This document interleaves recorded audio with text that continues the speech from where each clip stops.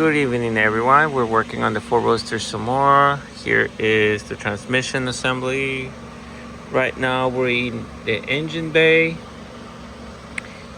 We are replacing the input shaft seal.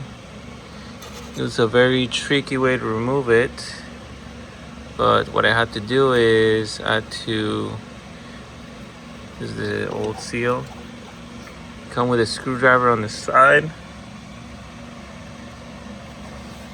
And what I did is you come with a screwdriver and carefully tap this way at an angle to the point where you can bend this metal tab. Then once that's done, you just kind of come with a screwdriver and you just kind of pry it back and forth, back and forth. I use one of these angle pliers to just kind of get in there and just work its way out. And once it's out, this is the old seal. We're doing all this because we're leaking transmission fluid out of the torque converter. So this is the old transmission input shaft seal. And then to install the new one, we put a little bit of silicone here, just a dab, so that it seals all these little scratches and imperfections. You know, let's pretend this is the new one. Kind of goes like that. For the installation tool, I ended up using a 89 Nissan 240SX manual transmission throwout bearing assembly.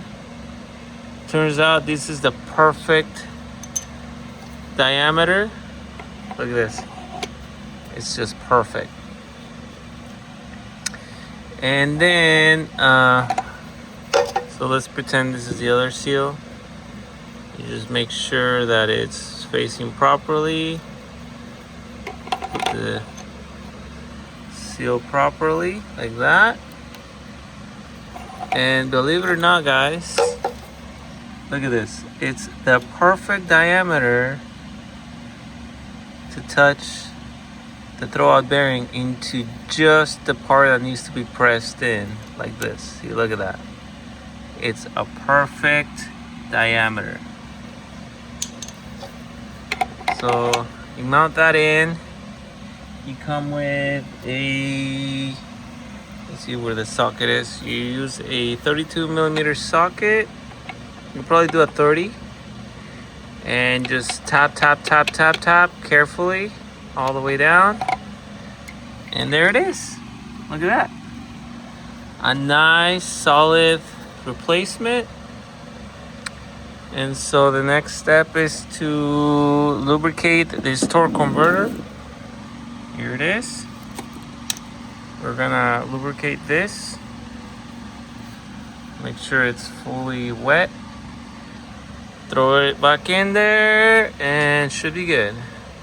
Okay, so let's mount the torque converter back onto the transmission. And this part is done. Okay, let's pause this part and to be continued. Awesome, we just finished putting the torque converter back in place. And we know it's bottomed out because you can hear it grinding. That's the teeth on the back of the torque converter. Usually it's like right here. This is where it likes to sit. Look at this, no leaks. Very, very good. So now we know that was a successful replacement. This is all for this. Crazy, crazy, crazy. But that's all it was. A leaky torque converter seal. And yeah, that's pretty much it. So next step is the engine overhaul. And then we can continue the repair. All right, thanks for watching. So stay tuned for the next part.